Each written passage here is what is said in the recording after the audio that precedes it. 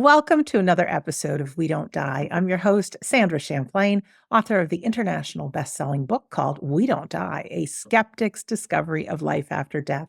And just a reminder, my home base is wedon'tdie.com, where you can always find things like our free Sunday gathering with medium demonstration included. You can join one of our classes, our Facebook group. If you don't yet have a copy of my book and want a free PDF copy, you can just enter your name and email address at the bottom of the page. I also have a Patreon community who support this show. And if you join that, you get all episodes commercial free before the general public. Plus, you get a list of all my episodes between this show and my other podcast, Shades of the Afterlife. In total, there is now over 700 afterlife episodes. My goodness, that's a lot. Our guest today is best-selling author Sherrie Dillard. Sherrie has been a professional psychic, medium, and therapist for over 30 years and has given over 50,000 readings worldwide. She has taught intuition development at Duke University and has led workshops and classes internationally. Sherrie has been featured on radio and television for her work as a psychic detective. Additionally, she holds a Master of Divinity degree in New Thought Pastoral Counseling. She is the author of 12 books, including I'm Still With You, Communicate, Heal, and Evolve with Your Loved One on the Other Side, and Raise Your Frequency and Manifest Abundance, a guide for empaths, intuitives, and sensitives. Her books have been translated into 14 languages. You can find out more about her on her website, which is sherriedillard.com. Let's hear her story. Sherrie, welcome to We Don't Die. Thank you so much for having me. You are most welcome. Here. You've been a busy woman. It sounds that way when you say it. It sure does. You have too. 700 episodes. Good That's for crazy. you. Yeah, that's amazing. That's a wonderful. Commitment. That's a passion. That's a commitment and a passion. Absolutely. Absolutely. Well, tell us about you. I know I read somewhere that you're psychic since you were a little girl. Tell us your story, if you would. Well, okay. So I was, as a child, I had a pretty dysfunctional family, which I won't go into all those details, but it left me in the way that during that whole process of dysfunction, and also my mother had definitely some issues, and as well as my father, there was a bit of aloneness there for me. I had siblings, but I don't know, maybe that would have been true no matter what kind of environment I grew up in. I don't know. However, it did motivate me, that lack of understanding, that lack of time. Sometimes with dysfunctional families, divorce and all, there's not a lot of time and energy for parents to really listen, to be present.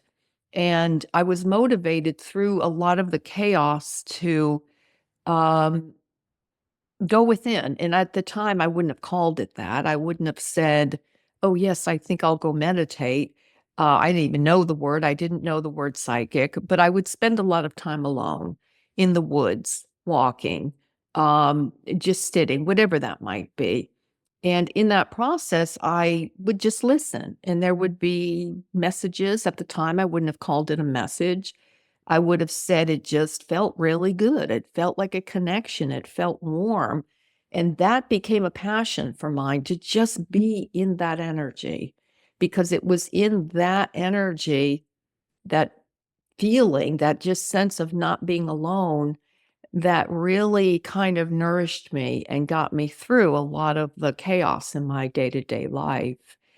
And in addition to that, I just had the ability, and I had a near-death experience when I was very young. I died. And then I remember a fireman. I remember the breath of a fireman is what I really remember strongly. And then being somewhere else, and then, just knowing that there was a fireman there breathing into me. Maybe it was that too. I don't know. But I would see my grandmother, my mother's mother, and she'd be shaking her head, like, "Oh, geez, I'm sorry," and I had a sister who passed over about we were only like 12 months apart in she was born like 12 months before me, and she died soon after birth, so I never met her physically, but I felt her presence too. So when I was young, it was through connections with the other side that I felt most nourished and cared for.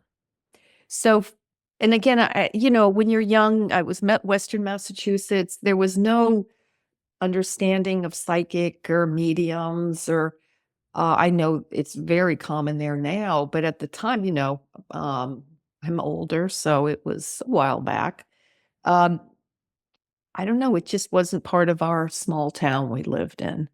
And then as I got older, the funny thing is I would think that psychics were kind of odd, which is funny, and I would think, man, whoa, who would want to do that? And here it was, I was just part of that. And then what happened, which was kind of funny, was that I don't, I would know things about people, or I would feel, a grandmother of theirs or whoever came in, and I would tell them, oh, well, whatever that was, and not telling them in the way that, oh, I'm going to tell you something that's wow, fantastic. More telling them just in a matter of fact kind of way. And the funny thing about it was those things were true, which surprised me in a way too. It's funny how you can kind of know something and feel it. And then at the same time, it can surprise you when that's verified, you know? Right. It was just like when I look back and say it, it sounds like, well, how could both be true? Well, is that I knew it, I felt it, and then when I would get confirmation, it's like, oh, I guess wow, okay, I got that, wow. And I think it was people's reaction to that too, like, oh, how do you know that? Um, and so as I was a teenager, my psychic energy just, I don't, I think it was puberty, I'm not sure, but it just like took off.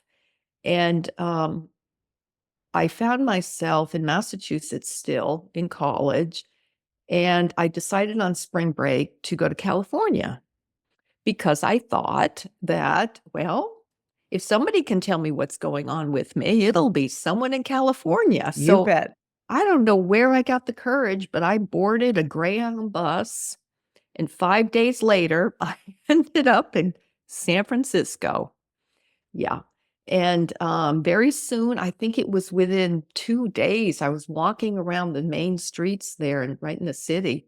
And I came across a spiritualist church.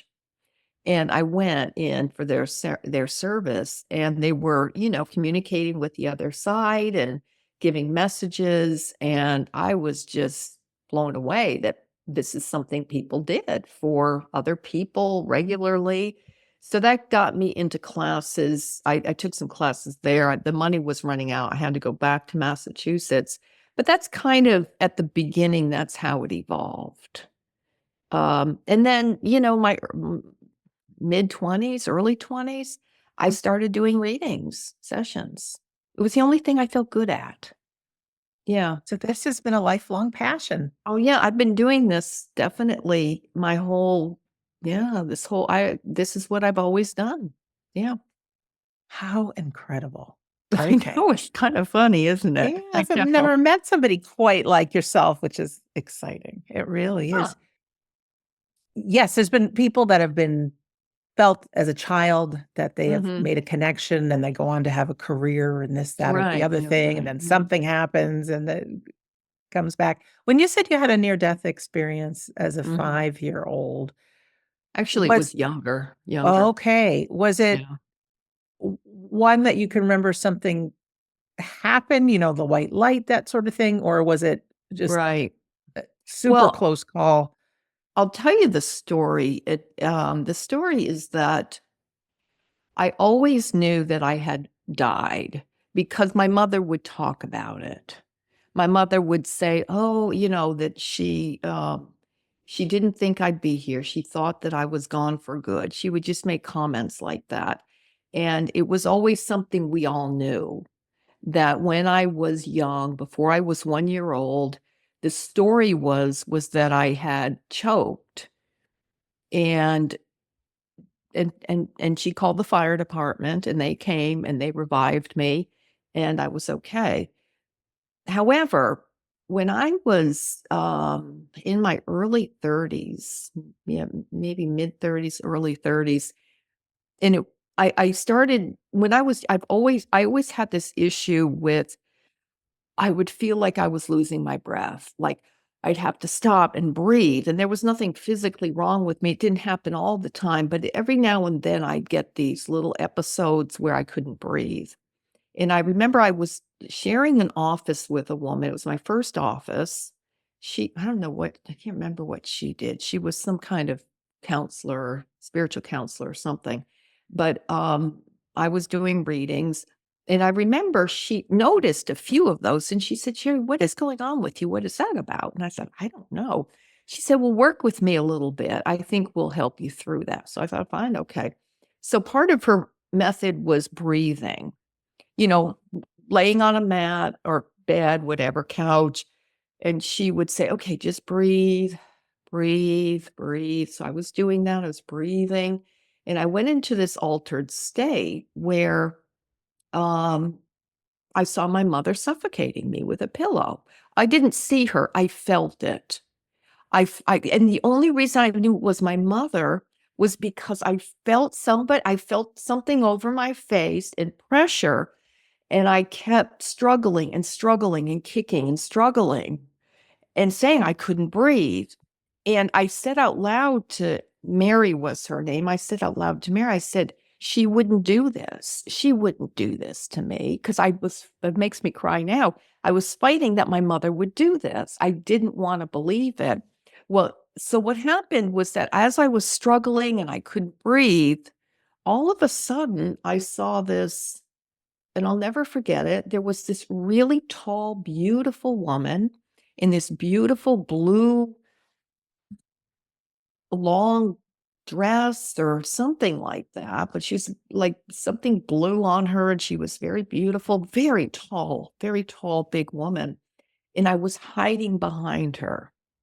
And I said to her, I'll be really good. Just please let me stay. Please, I'll be really, really good. And she said, no, I'm sorry. You have to go back. And I was, no, I'll be really, I was holding on to this blue, whatever it was, dress she was wearing, and just did not want to come back. And that's when I saw and felt the fireman's breath. I'll never forget, because it was so visceral. As I was lying there, it was so visceral feeling him kind of bringing me back. So that's how it happened. That was my near-death experience. My goodness. I And ask boy, that only because there's so many people that I have interviewed that have had a near-death experience, and then it blasts into this world of being intuitive. And I'm just saying, could that have happened when you were just teeny tiny to open that up? I have another question regarding that. Is since that happened when you were a kid, did you ever grow up fearing death? Was there any oh, the opposite. The reason I ask this is just yesterday I was doing some research, and I don't know the name of the study, but they would show people pictures of like sharks and really scary things. And even people that believe in the afterlife, our adrenaline still kicks in, that fight or flight. But people who have had a near death experience don't have that. And I thought, that's amazing. So I think it's all tied in. And your mom didn't suffocate you, did she? Mhm. She did. That Yeah. was what happened. Oh, Yeah, yep, I know, it was sad. I still don't like thinking about that piece of it, but she was overwhelmed. She had my sister who had died. I had another older sister. There was a lot of stresses on her, so yeah. I forgive her. I'm not angry. Yeah. It was, I truly, in some ways, believe everything can turn into a gift too. So, Most definitely. I would Yeah. not have my book or even talking to you today or the 700 episodes had I not gone through Mhm. my dad's death and arguments with my siblings and, some really Mhm. horrific things. Is your Yeah. mom still around or is she on the other No, side? she passed over. She's been over now for probably, I think, 25 years or more. Okay. All Yeah, right. Has she long come time. through to you? She really doesn't much. She really doesn't. Yeah, it's kind of funny. It's kind of a funny thing when you can connect with, I'm not doing readings currently. I've just, You've done a lot. I've done my share.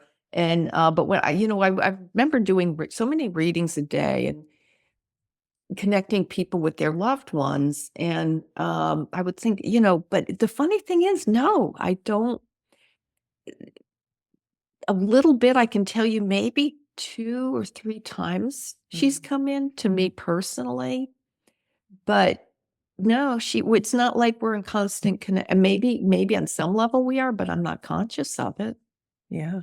Yeah. Well, someday you'll know, and Yeah. then I may not be able to interview you or vice versa. We can talk Yeah, about it right, on the other probably side. won't. So there you were, you hung up Mhm, your shingle as a psychic and a medium mhm. and 50,000 under your belt at least. Oh my At goodness. least, yeah, at least. That was a long time ago. I actually wrote that. I just never changed it. Oh, I'm sure it's a lot more, but Yeah, that whatever the number is, it's huge. right. It's huge. Yeah. From your understandings and all these readings, and I want to ask you about your books too, because you got a, like I said, busy woman.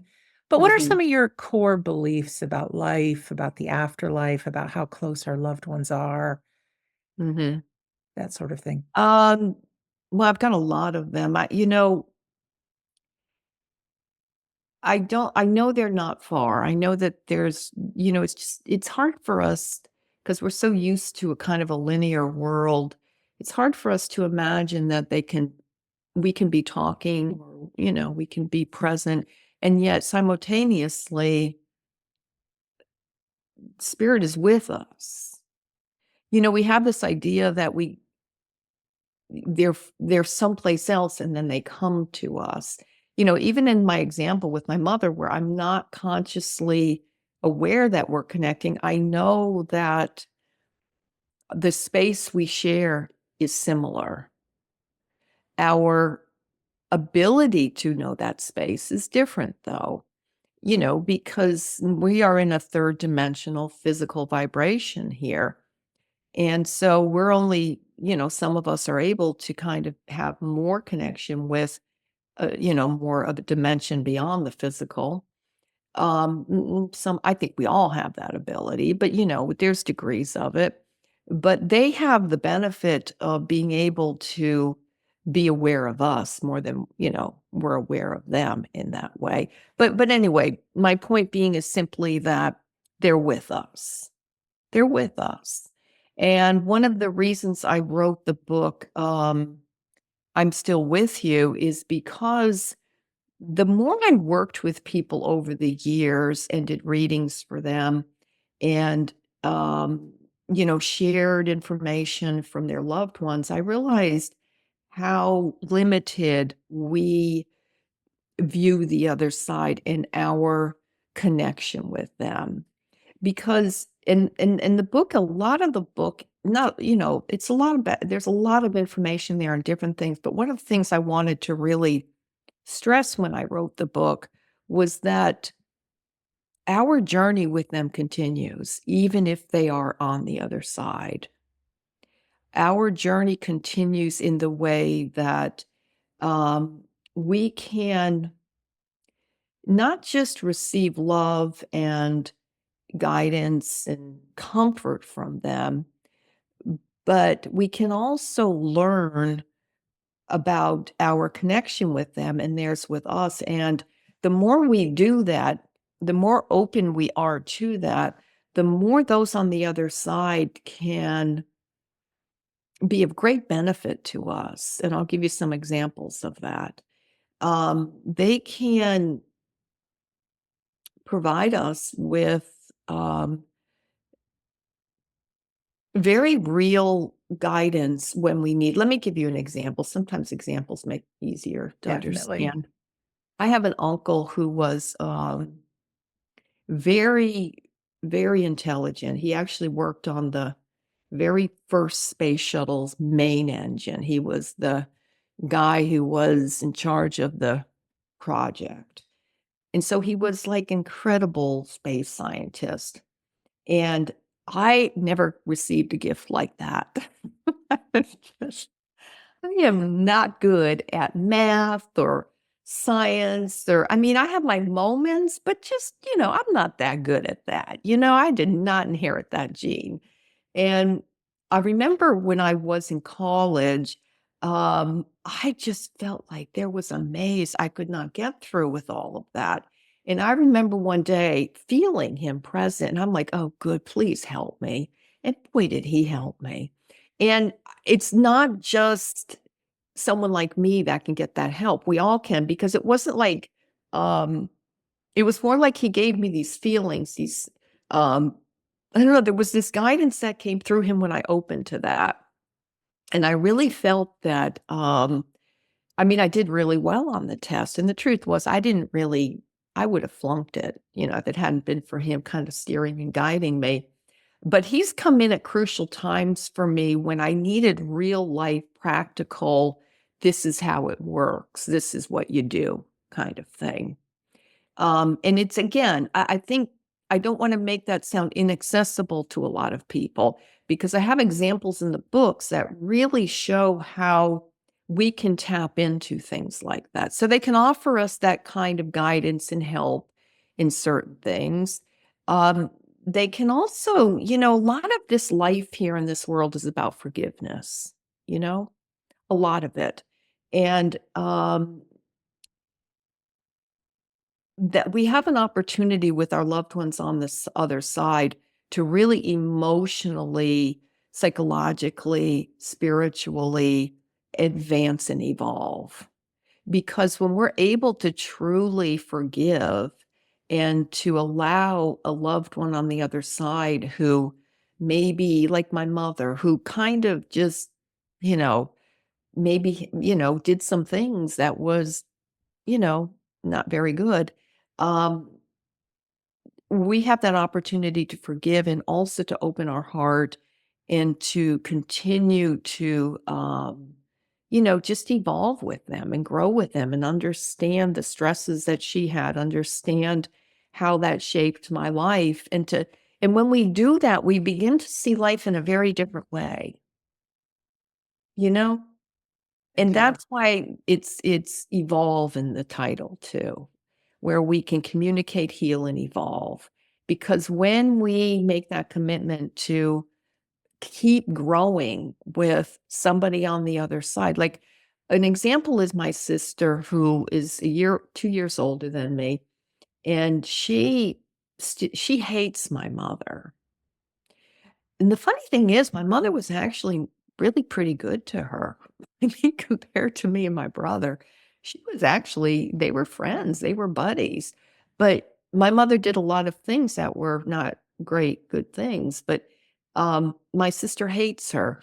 And I can see in her life that her not being able to move beyond that has really not been good for her. She's not a very happy person, you know? She has a lot of struggles, and I really feel part of it, and when you see people forgive and evolve and, understand things on that bigger picture, that it's not just about the concrete here and who our successes and, you know, being best at something or whatever that is. It's really about our relationship, our connections, and our loved ones are already there, you know? They're already there. They're already learning all of that, and they can send us those vibes. They can send us that energy and really help us with that. Could you give us a tip or two? Do we need to ask for their help?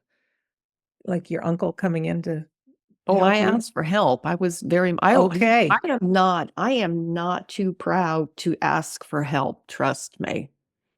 Yeah. I will definitely ask. Yeah, All right. asking is not the right word. It's almost like sometimes I plead for it.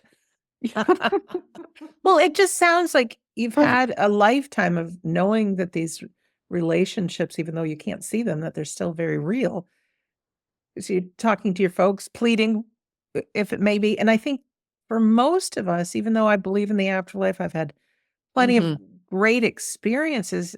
I don't feel like I'm keeping the door open, chatting with my dad or my grandmother, that sort of thing. So I think what it sounds like to you is from you is keeping the door open more, keeping the conversations alive. And hey, I could use a little help on this test, or I'm Right. struggling with this and to ask. For me as a human being, it's difficult to ask another human being, let alone ask somebody who's passed. Mhm. I find it easier to ask people on the other side. I don't know why, but yeah, it's hard for me to ask. I'm very independent. It's hard for me to ask Right. people here, but I don't know. There's something about spirit. I think it's just I love and trust, and I just know that I don't know that it it it makes them happy too when we ask. So maybe that's part of it is and one of the things that can be helpful too is that any there's a I've noticed too, and I think this is true for a lot of people, but it could be different in this. Well, let me tell you how it's similar and then different. Um, in the morning, in the early morning, and I get up early every morning, in part because of this, is that I listen. I just listen, and I take a walk, or I'll just have quiet in my home, whatever it might be, and I'll say, "Okay, I'm listening. What do I need to know?" And I've made it a routine to do that, so it's like an energy thing when, you kind of create a pattern like that and just listen a certain time of day. Every day, it becomes easier to do it. And so anything I receive in those early morning hours when I'm listening, I don't question, I don't think, "Oh, who was that?" or what. I just say, "Okay, okay, all right." And it's all different things. Sometimes it's little things throughout the day, or don't forget to do that, or whatever. And sometimes it's bigger things about writing or people or whatever. But I think it can be helpful to find a time of day where you just listen. You just listen and say, "Okay, I'm listening." And I think, not to give up on it too if it doesn't happen right away. The more we just stick with it, and you can just say, "Okay, 15 minutes in the morning, I'm just gonna have no noise, nothing else happening. I'll try to have some space."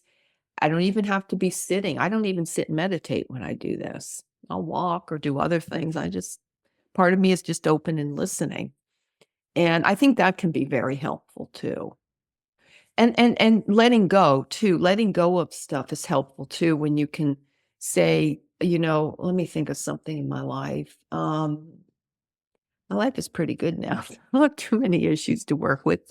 I mean, I shouldn't say that. They'll come like No, barreling in it's too on me, positive. but yeah. But if there's something, you know, going on, well, we'll say the world, that's my issue now. What's happening, in our country? And then I'll just let it go. Okay, I'm just gonna let that go. I'm gonna surrender my stress about that. I'm gonna surrender my feeling about that. And well, not my feeling, I can't surrender that, but my feeling of, I've gotta figure, I don't know, whatever it is that motivates that stress, and letting it go to a higher presence and power, letting it go to that more of a divine source. And that brings in peace and calm. And sometimes it will bring in practical advice about that too, you know? So letting go and asking in that way, I think, can be very helpful to help us stay connected.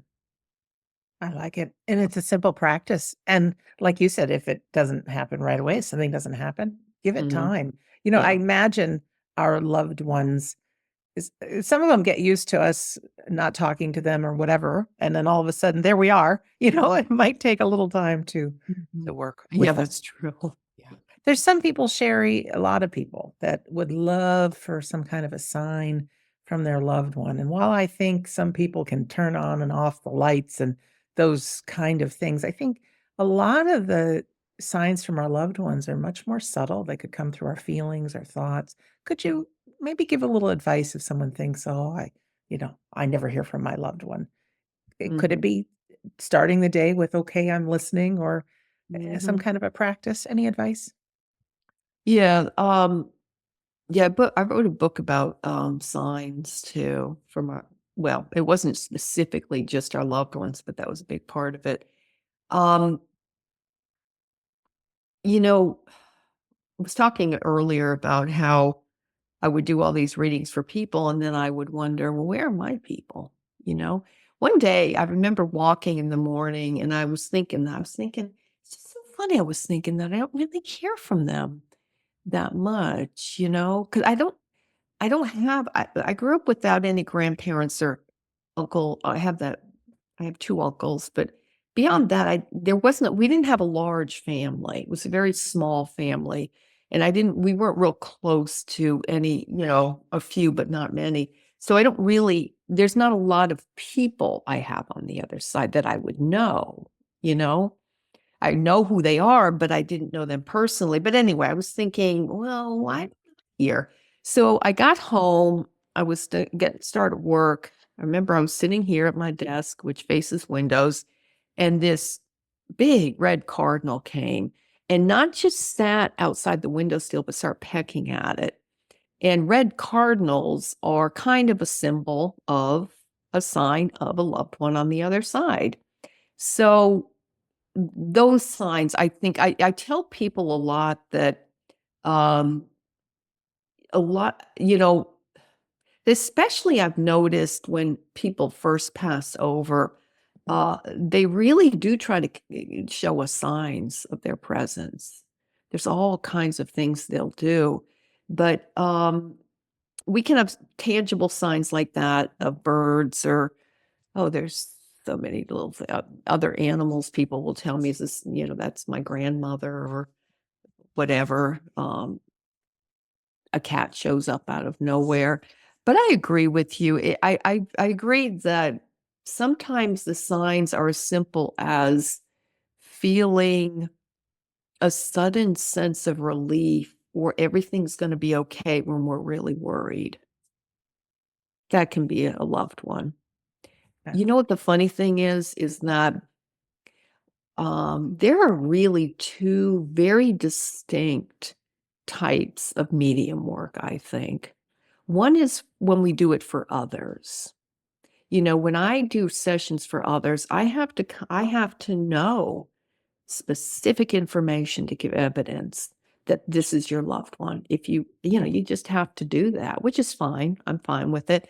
What they look like, what their name was, what they passed over with, just something a few things tangible. And when I do messages for others, it's always very concrete in terms of, people just need that to know. However, the other very different form is when it's our loved ones. It's just a whole different it's very different. When it's our loved ones, we know what they look like. We know when they passed. We know what their names are. We know the facts. So what they do is they come through, like you said, through feeling, through a feeling of warmth. They come through with a feeling, sometimes something that makes us laugh. A lot of time, that's a loved one on the other side, just trying to lighten up the mood, you know? Street lights or lights, whatever that is, just little things that bring us a feeling of we just know. And I think it's unfortunate that we've dulled that sense of ours that trusts that knowing. When a loved one's close, we try to talk ourselves out of it. But if we can kind of suspend our disbelief and allow those feelings to come and those little things, and just open to them more, and when we notice them, like the feeling of of a warmth of someone's hand on our shoulder, or I have a client who I remember whose son had passed over, and she would feel on her bed at night, she would wake up and feel there was someone sitting at the, at the foot of her bed. And she said she could actually feel the weight of him, kind of on the bed. It's little things like that. She didn't see him, she didn't hear him, no big phenomena happened, but it was simple things like that. They can be so gentle. Just earlier this morning, I was busy doing something, a little stressed about things on the to-do list, and all of a sudden, I got this memory of being on the beach in Cabo San Lucas with my former boyfriend who passed a couple of years ago, and it was just like, "Okay, slow down, relax," but just planting that feeling and that memory within me, because I was doing absolutely nothing that would had sparked a memory like that. So to me, it is listening and it's just paying attention. And they can be very subtle like that, and I know what you mean about humor. I've had some real funny things come into my mind. And sometimes just when I need them the most, I burst out laughing. I'm like, thank Mhm. you. But it can be that. Can we talk a little bit about grief? I know a lot of people that have visited you over the years. One of the big reasons they're looking for evidence their loved one is they miss them. Do you have any advice or any tools for the grieving process? Yeah, oh gosh, you're right. It's boy, is it hard. It is so hard when a loved one passes. Um, you know, everyone is so different with their grieving process. It's so unpredictable. Even if we anticipate that, well, that's probably, how we think we're going to grieve, we likely will not, we'll have a different way of grieving.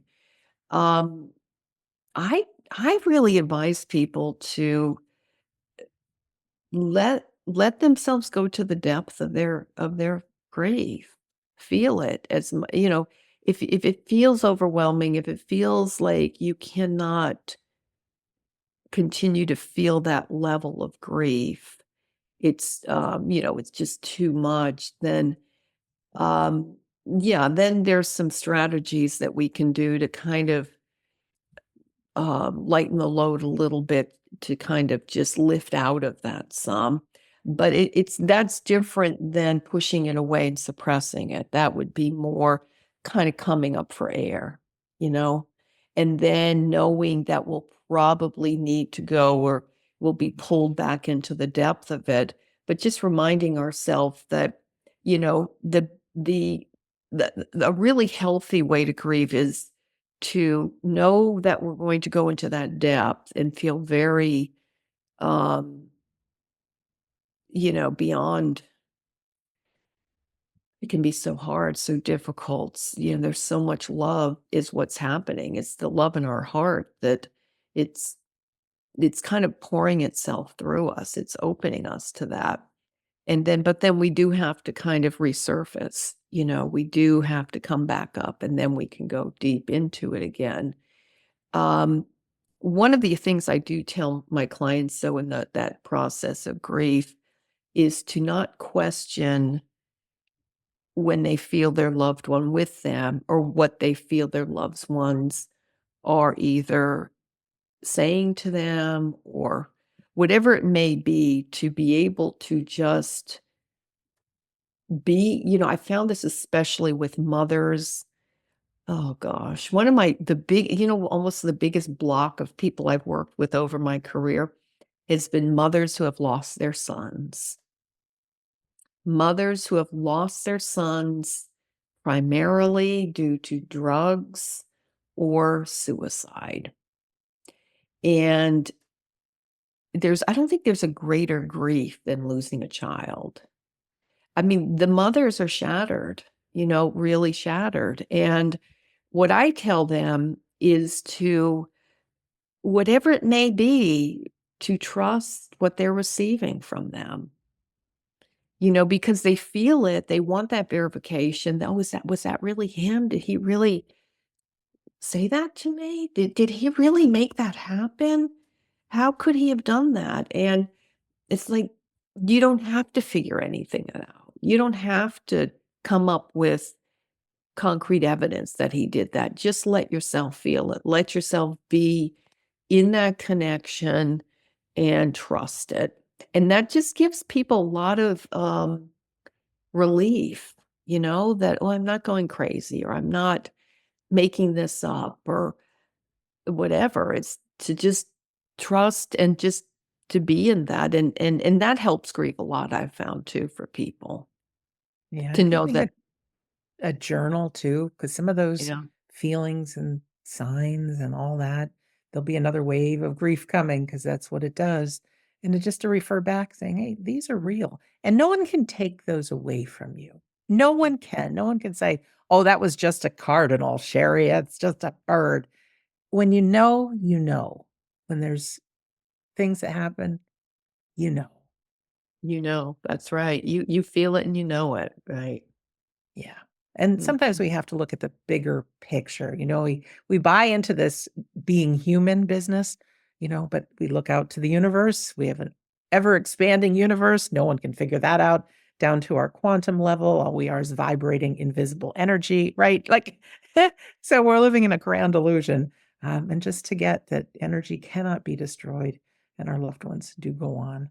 Will you tell us a little bit about the psychic detective work you did it? Because I read that in your bio and I thought, well, sounds very interesting.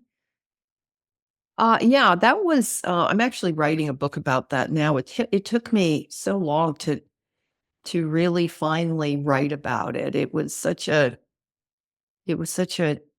just life-changing experience I had. I had done other psychic detective work, primarily with missing children. Um, I did that. There was a contact I had, a man who was part of a missing child group, and he would come to me and ask me and give me a name. And um, so I wasn't working with the parents, which made that a little easier. I was working only with him. He was my only contact. However, the case I'm referring to when I say writing, and the one that made really pretty big national news, was a detective called me about a missing persons case in North Carolina, in Raleigh, and I wasn't living far from Raleigh. I was in Durham, and I think it was a over 3-year cold case. It was a rape murder of a young woman in an apartment in Raleigh, and they had never caught the killer. And so I worked with him for about a month, and then um, based on the information he received from me, there was an arrest made. I think it was 3 or 4 weeks after I stopped. I told him as much as this is who it was. But he in that time, that monthly lapse, he had gotten DNA from him. S- they got a straw from where he worked that he was sipping on. They got the DNA from the straw, and they found that the DNA matched the DNA of the murder. So it was definitely him. There was no doubt. And they went through his apartment and all after the arrest, and they found some things of hers there. So, um, yeah, it was absolutely him, and it made big news in part because what I did, because I'm a smart cookie, I can tell. and because I had help on the other side, is he called me one day out of the blue, and he said, "Oh, someone on the tip line our tip line gave me your name and said you could help with this case, where was this cold case. And can you?" He said, "Can you do this?" I said, "Well, I don't know. I can give it a try." And he said, "Okay." And he said, "Well, what do you need from me?" And I said, "Well, just your birthday, just your name and your birthday." And the funny thing is, birthdays don't really help. They just help me connect with soul energy more. I don't do astrology.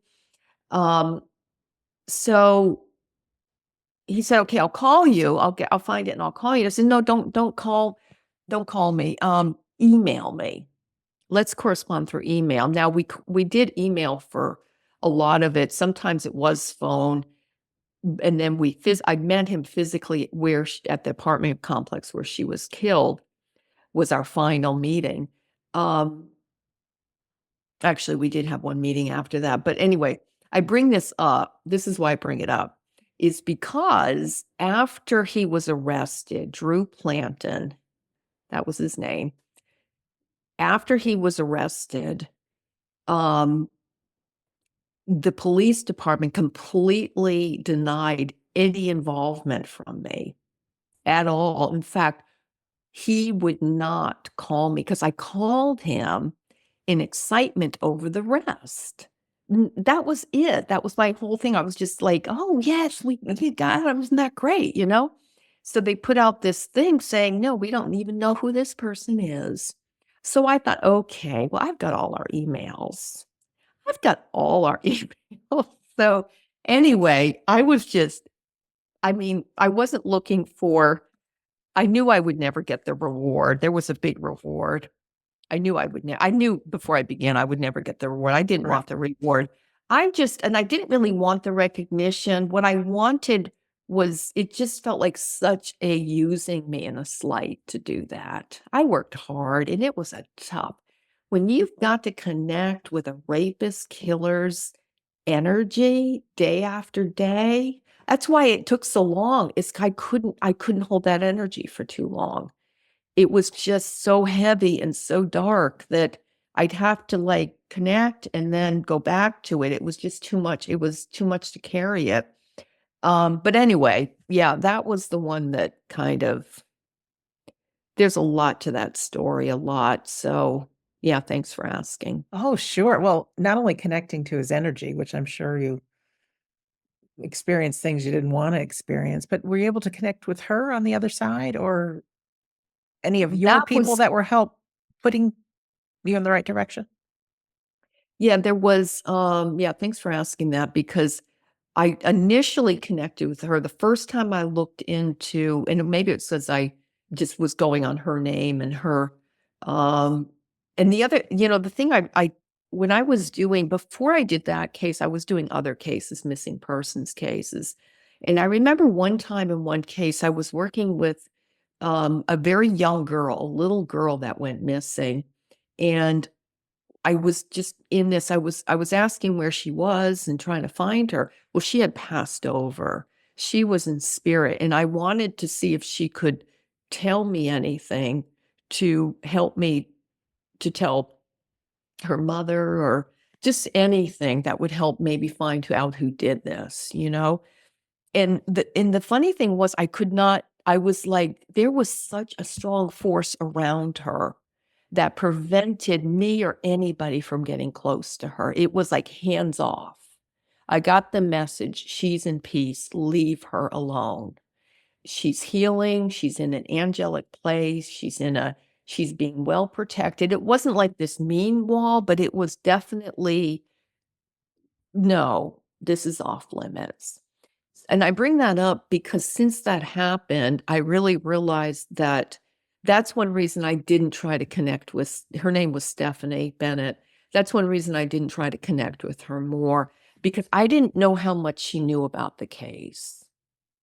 Like sometimes people with trauma, that kind of trauma, it takes them a while to kind of become more aware of what happened. They go to a healing place. So I didn't want to interrupt her. I didn't want to intrude. The very first time I did it, I did feel her though. And I did feel her she came to me and she wanted me to help find him because she told me that he's planning another murder, which they found evidence he was, and he had actually murdered before too. He was a serial killer.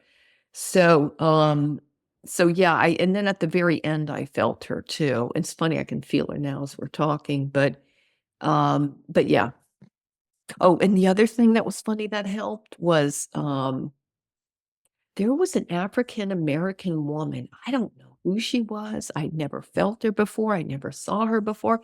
I've never felt and saw her since, that started giving me information. And Stephanie was a white woman and the killer was a white man.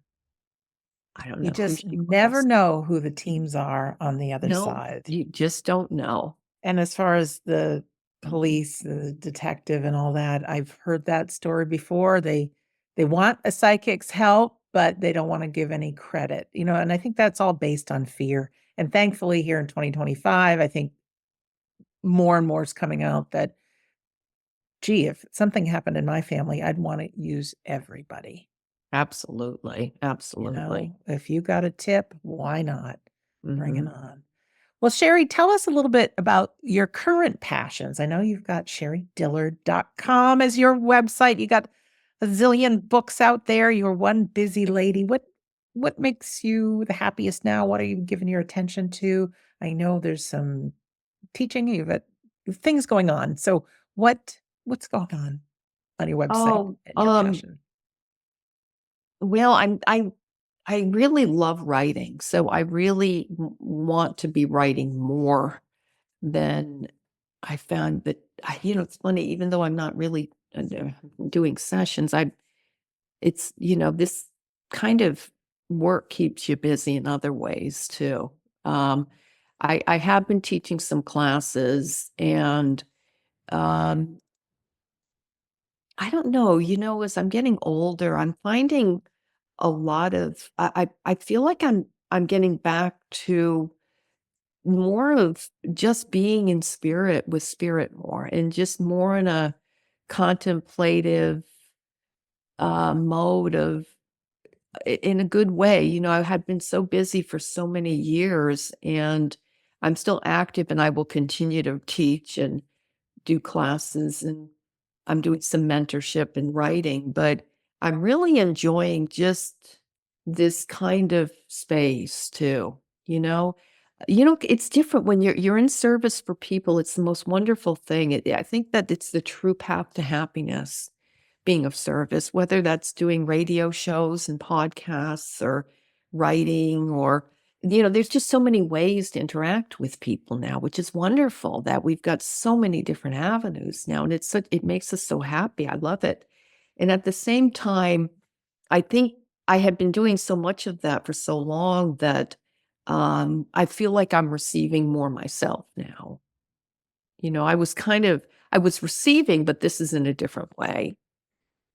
Yeah. So I'm slowing down a little bit, um, and I say that and I can feel my God's like, "Oh, no, you're not. We're gonna keep you busy," which they will. They You will. mentioned guides. Do we all have them? Can we Oh, just talk to them like our please. loved ones? Oh, please. Oh, you know we do, right? I know, but we've got some people Mhm. watching for the very first time and hoping I'd ask that question. We talk to them like we can No, talk I to know our I'm loved playing ones. with you. Oh, I know. No, I know. We I don't it's funny, I always yeah, I've been aware of several of my guys for a long time. Some won't give me their name, some will. And that's one of the things I like to tell people is that don't focus on a name. It's great to have a name because we're so used to names, oh, that's Pat, that's Karen, that's Sarah, whatever.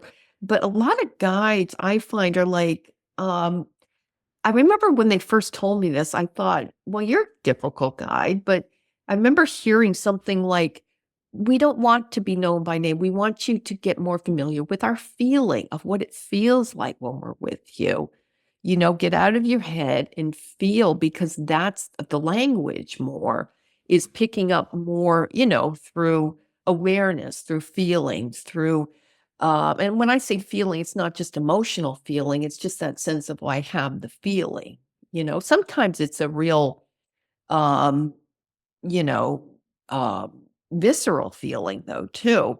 But that's one of the ways, I think that's one of the biggest obstacles with people with guides is needing to know information about them.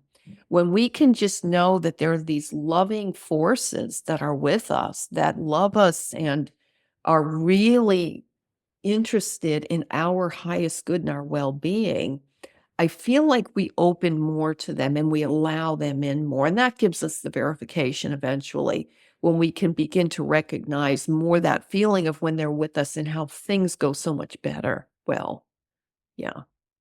Oh, well, Sherrie, with our time left today, I'm wondering if you would quiet down and listen. And if there's any final words that you want to share with our listener or our viewer today. Well, as we know, 2025 has gotten off to quite a challenging start, you know? And two things, well, maybe more than two, I'll keep it short though, to remember that there is a force of love that is always holding us, with us, and guiding us through this, and that this is an incredible year of opportunity. It's an incredible year for spiritual evolution and opportunity, and to really heal, believe it or not, to trust and heal. And when we can look at things that way, despite what, comes to us or what we hear in the news or, whatever's happening, it's a good year. We can make such advancement by letting go and trusting. It's Good such a words. challenge though, isn't it? Oh, yeah, it is. Such a But then challenge. when I look back on the worst and the toughest times, they all brought me to where I am today. Yeah. So it is trusting. And even if it's not a podcast or a book somebody's going to write, you know what it's like to be with somebody synchronistically. They need to hear exactly your story, or you're the Mhm.